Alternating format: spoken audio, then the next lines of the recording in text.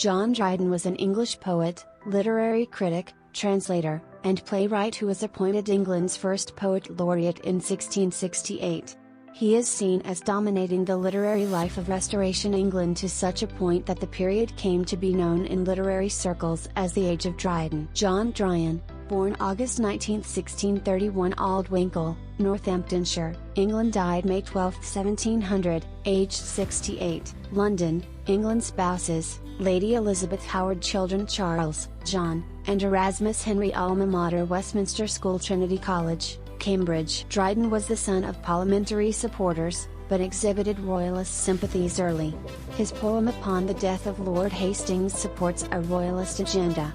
3 years after graduating from Trinity College, Cambridge, he moved to London and wrote his heroic stanzas in 1659.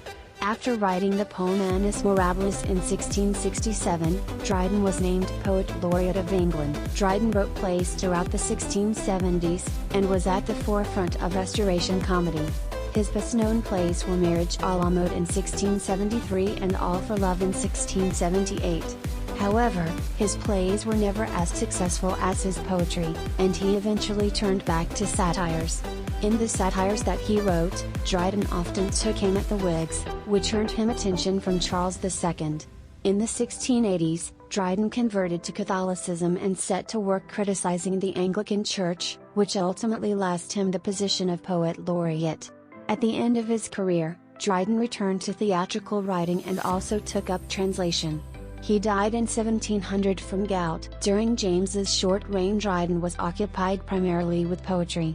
He translated selections from Latin poets such as Virgil, Horace, and Lucretius.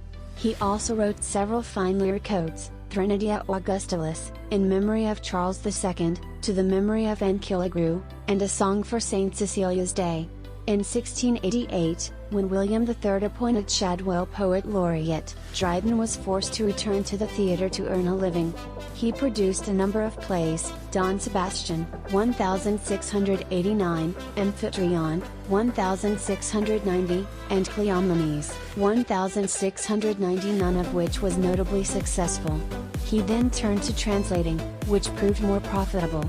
His greatest translations were probably the satires of Juvenal and Persius, 1692, the works of Virgil, 1697, and the Fables, 1700, a collection of tales from Ovid, Giovanni Boccaccio, and Geoffrey Chaucer. He was the first English author to earn his living by his writing.